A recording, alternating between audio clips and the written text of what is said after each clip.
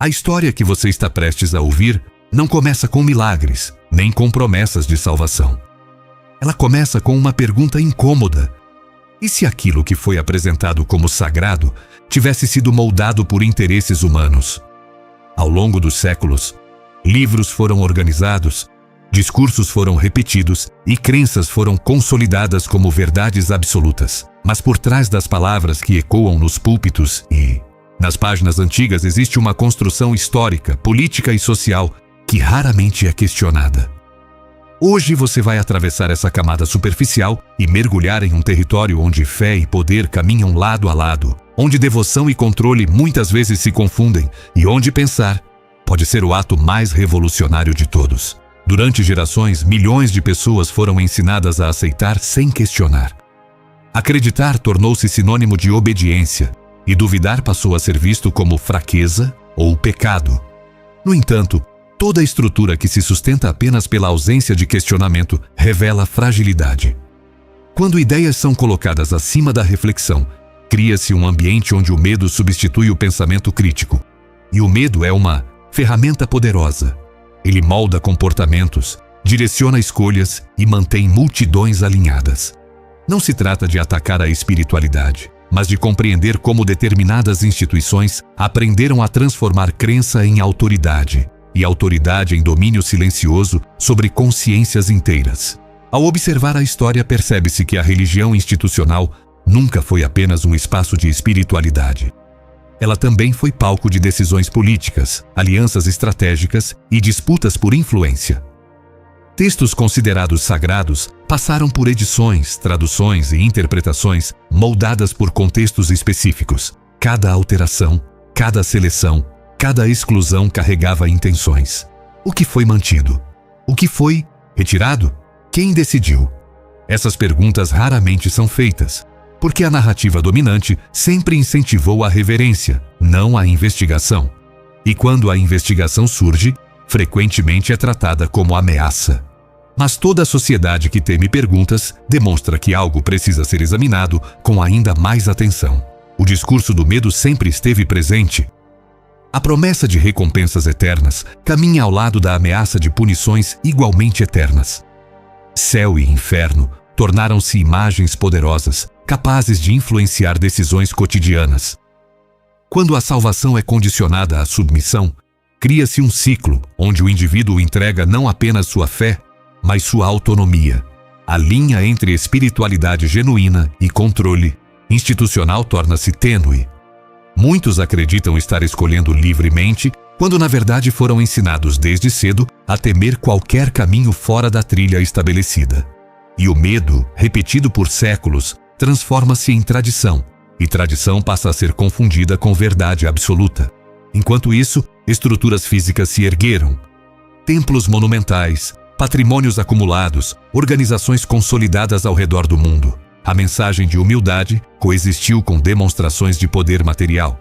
A contradição raramente é discutida abertamente, mas está ali, visível para quem decide observar.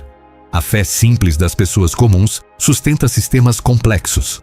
Doações, contribuições e dedicação voluntária alimentam instituições que muitas vezes operam com lógica administrativa e interesses próprios. A pergunta que permanece é: até que ponto a estrutura serve à espiritualidade e em que momento a espiritualidade passou a servir à estrutura? Existe também um impacto psicológico. Quando alguém cresce ouvindo que seus pensamentos naturais podem ser errados, que seus desejos precisam ser reprimidos e que suas dúvidas são perigosas, forma-se uma relação interna marcada por culpa. A culpa é silenciosa, mas profunda.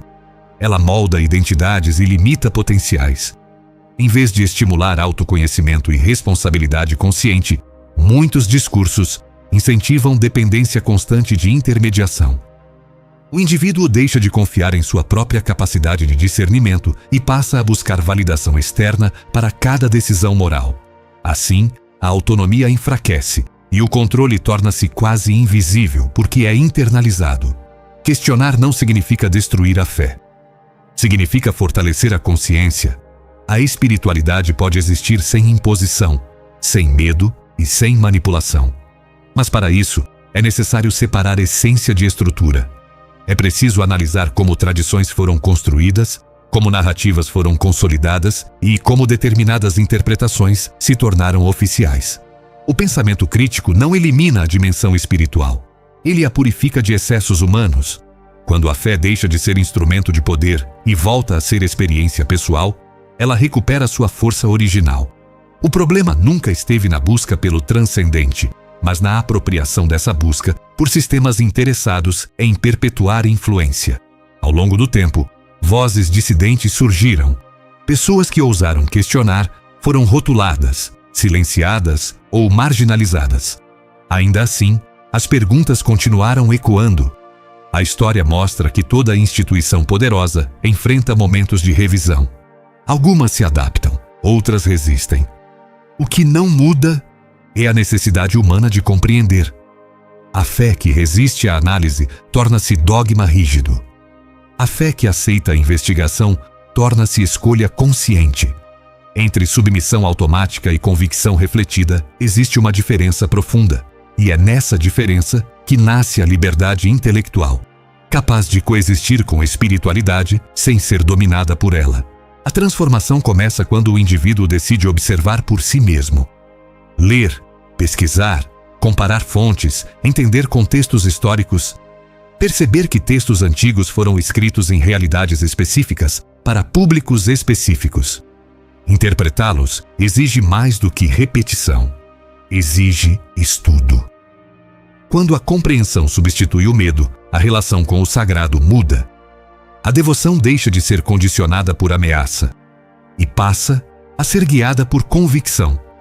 E convicção nasce do entendimento, não da imposição. A mente que pensa não enfraquece a espiritualidade.